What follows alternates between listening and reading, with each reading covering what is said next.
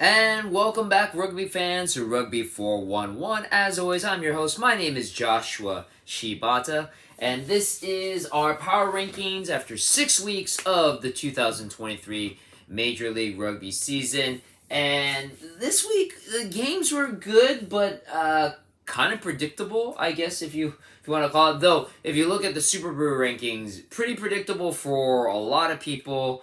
That if you missed just one, as yours truly did, you fell pretty far down in the weekly ranking. So again, pretty predictable results, meaning that the teams that were high up in the power rankings beat the teams that were pretty low. So not a lot of changes, just slight changes here and there. But the rankings, probably so far in this season, the least amount of changes between the teams so far in this season. So again, if you're new to my power rankings, just remember, my power rankings are not about win or loss record. It really is about the performance of the team on the pitch.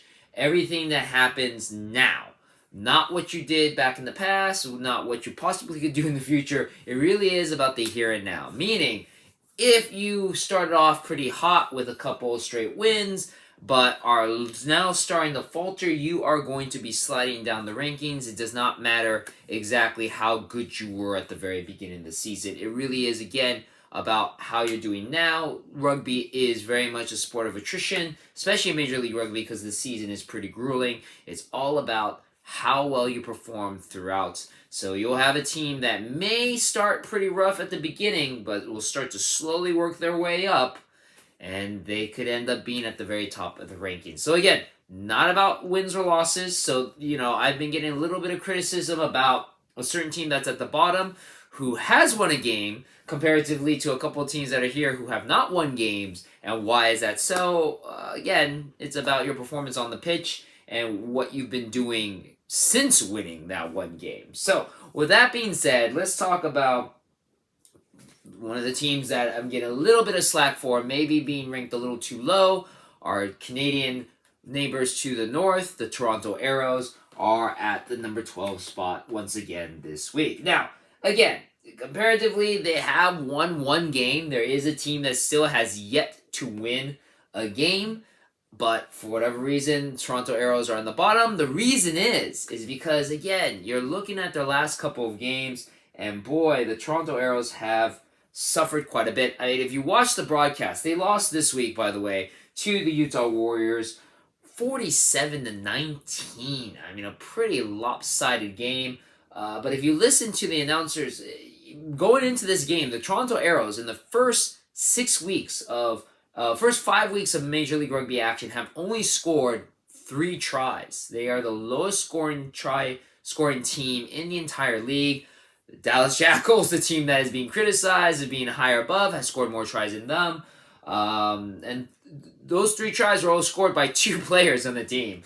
Now, they must have heard that broadcast, because then in this game, they scored a couple more tries in this one game to make them 19-47, but not enough to defeat the Utah Warriors, who, going into this game, I felt were a little streaky. So I was kind of happy how this game went. It was a little neck and neck at the very beginning, but by the second half of the game, Utah completely started dominating. Toronto is also struggling with a lot of injuries. They don't have Cole Davis, they don't have Travis Larson or Mitch Richardson, so that does hurt them quite a bit. This game in particular, they had to start, I think, 3 or 4 academy members making their very first cap for the team. So Toronto is struggling a lot. There's a reason why they're on the bottom. There's a reason why they're struggling. Injuries have really already struck in the team, and it's only the first 6 weeks of the season. There's still 10 more weeks to go. So it's going to be a struggle for Toronto for sure. And right now, I don't know if they're going to be able to come back out of the basement, especially because this coming week, it's going to be Toronto and Dallas. And you know exactly who I'm going to pick for that game. So, but let's move on. Speaking of Dallas, Dallas is your number 11 team in the week. losing a very close game to New England, 10-9. 9. So close. New England is, again, a team that I feel is one of the strong contenders of the East. They have not exactly been dominant, but their performance against Dallas, I feel, says a lot more about Dallas than it does say about New England. Dallas, again, they are a very strong, physical, defensive-minded team. That Argentinian play culture that they have now really has boosted up their defense. They have a lot of strong players up front. The props and their front eight are very big players, so very, very physical. Their kicking woes have gotten better. Milton Elias is the one who was kicking today. He was nearly perfect off the tee, which is a vast improvement of their prior kickers. But they only lost by 1 point. Elias Wilson, Mitch Elias, Milton Elias was 3 for 4. That one conversion kick that he missed could have possibly given Dallas the game. Again, this is not the first heartbreaker game that Dallas has lost this season, and it really is a reason why I feel Dallas is slightly better than Toronto.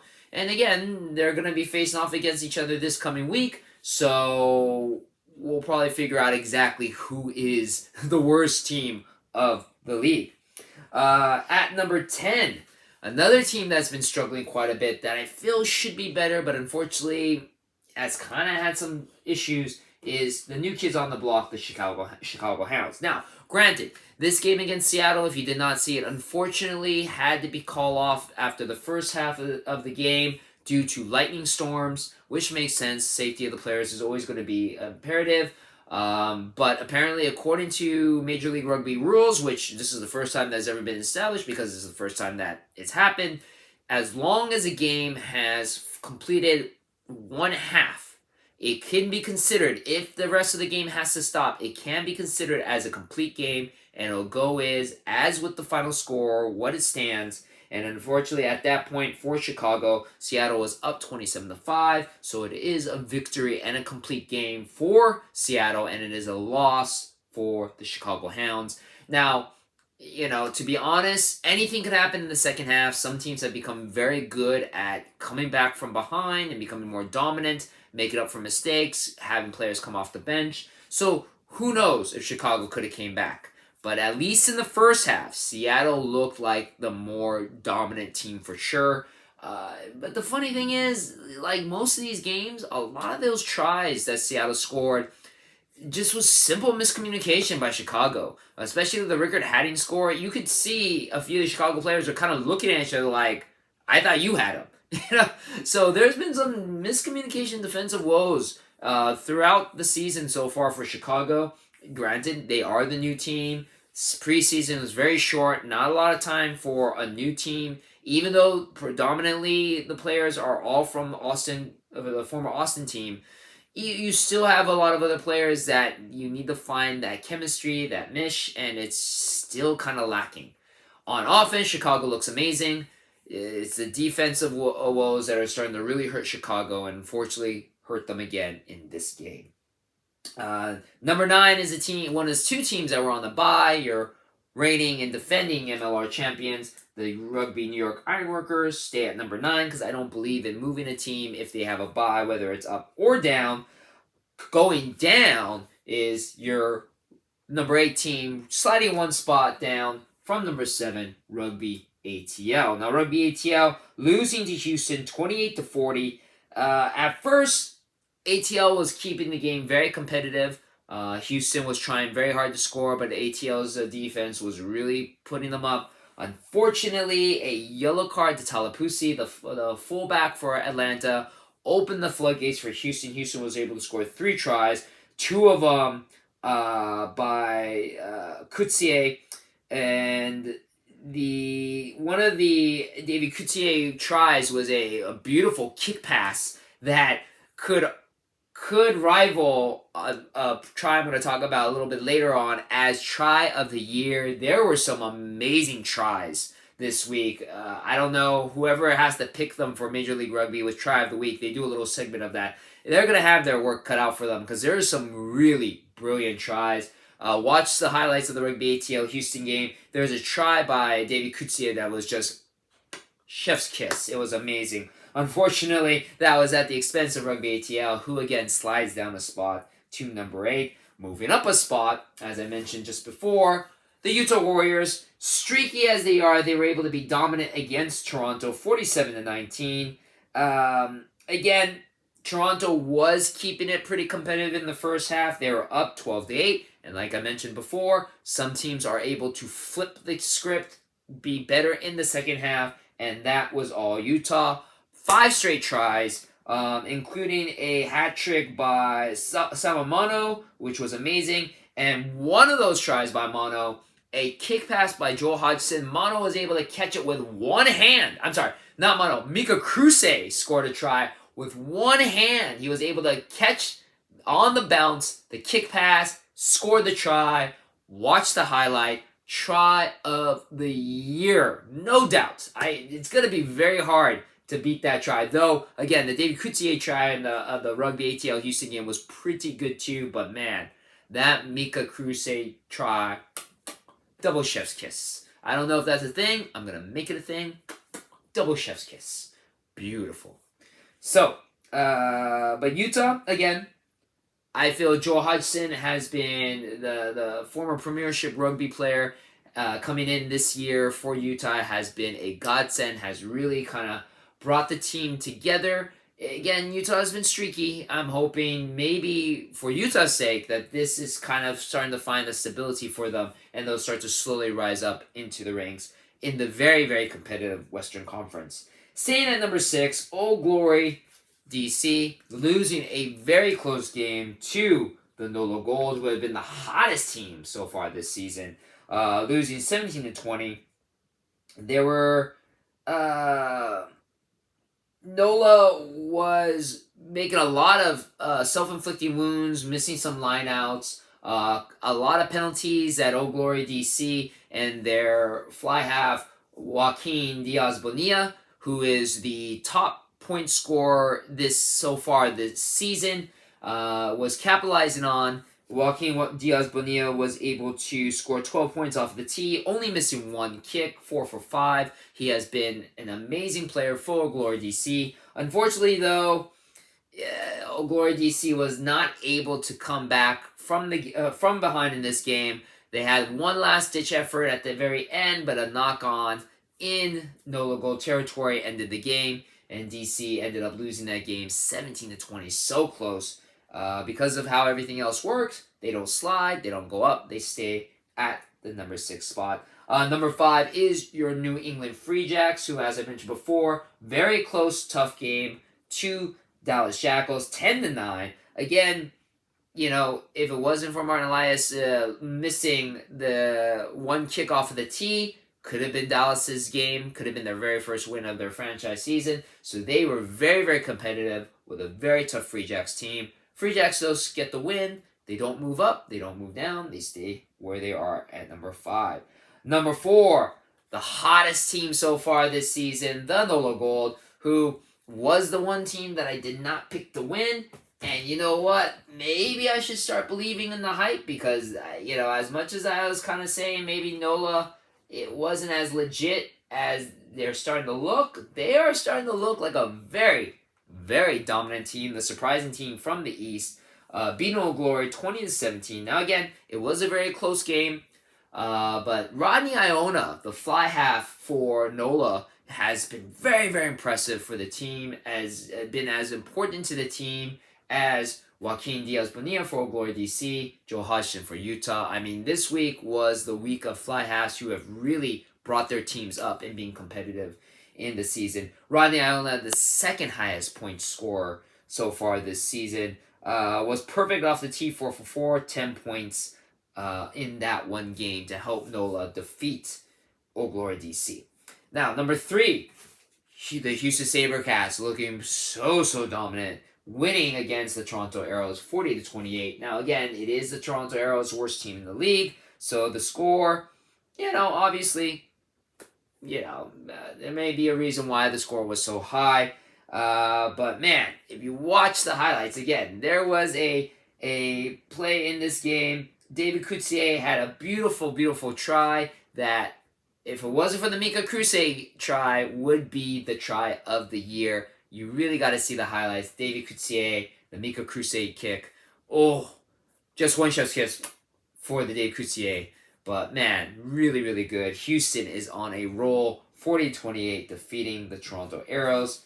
Second team, San Diego Legion, the other team on a bye. They don't move up, they don't move down. And you're still at number one, the Seattle Seawolves, your two-time Major League Rugby champions, defeating Chicago Hounds 27-5. Now again, it was only one half of a game because of lightning that they had to call the rest of the game off. But in that first half, Seattle definitely looked like the better team. Three tries scored, one by Rickard Hadding, one by Tavita Lopetti, your reigning Major League Rugby Rookie of the Year, and then one by Footy. Again, Seattle was just looking so dominant in this game. Chicago was struggling. Who's to say Chicago might have been able to come back in the second half? Either way, Seattle has clearly shown their class in that game and why they are the number one team. So that's the rankings. Like I said, not a lot of changes. It really was just the 7 and 8 change between Houston and Atlanta. Everybody else pretty much stayed the same. And again, it's looking very much like a very competitive Western Conference. NOLA's a surprising team in the East, but the Free Jacks and Old Glory are right behind. Utah's maybe starting to bring some life in the back. We'll see if New York recovers from their bye week and makes their way back up in the rankings. But those are my rankings. As always, I would love to hear your comments on what you think. And again, don't take me wrong. I don't mind when people criticize about me putting Toronto so low, maybe putting NOLA not high enough. But again, it's not about records. I know Toronto has one win and Dallas does not have a win, but it's not by rankings. It's about your performance on the pitch. And Dallas has been in many more close games than Toronto has. Toronto has been blown out by a lot more teams than Dallas has. So Dallas is looking better. And hey, we'll find out exactly who is the worst of the worst when these two teams face off against each other later this week. Now, that being said, let's move on to our Super Brew rankings this week, and we'll bring up this week's results. Bam! So as you see, a very competitive week because apparently everybody figured out who was going to win. We have 5 people tied for first place, all of them picking all the teams correctly in this week. All 5 teams correct. I'll be honest with you guys, I don't know how the Golden Cap is issued to what player, especially when it's a tie like this. All the points are the same. All the margins are the same. I'm not 100% sure who, but according to Super Brew, the Golden Cap winner, the one with the highest points, even though everybody was tied, is CrossFox. So congratulations to you. But he is tied for first with James A6117, SD Cow Guy. I feel like a complete idiot. I've been calling MR Rugby, but it's obviously Mr. Rugby. And then Harry, rounding up the top 5, all tied with 8.5 points. Unfortunately, at the very bottom is Brandon B. Dog, 82, with just 2 points. Now, let's bring up the overall rankings. Bam! And because of this week, SD Cow Guy moves up 2 spots to claim number 1, but he is tied with Matt MSDRFC 83. Both of them have 41.83 points. Your original first place holder, USA League and Union Rugby fan, drops down 2 spots, but he's only 1 point behind from the top 2, 40.83. It is a very, very competitive race. Everybody is fighting for it. USA League and Union Rugby fan texts me constantly about how much he is involved and wants to win this league, but it's very, very competitive. Every choice, every pick is going to matter. So that's why I'm telling you guys, don't forget to turn in your picks. Rounding out the top 5, number 4 is John Hawkins with 37.83, and number 5, Jahigo, I hope I'm pronouncing that correctly, 36.61. And unfortunately, Brandon B-Dog is at the bottom with 13.5, though, caveat for that one, I believe Brandon B-Dog 82 did not start the league on week 1, so there's a reason why he's a couple points behind. but there's plenty of time for Brandon and anybody else to catch up. As I mentioned before, the difference between the top two and technically second place is just 1 point. So it's still anybody's game to win that free Major League Rugby t-shirt of their choice. So, as always, thank you very much, everybody, for watching my video. Let me know what you think about the power rankings. Again, it's a very interesting point of conversation to make, and I really do enjoy putting these rankings together, listening to your comments, seeing your comments, and I always appreciate you guys checking out my video. And as always, I'll see you on the pitch.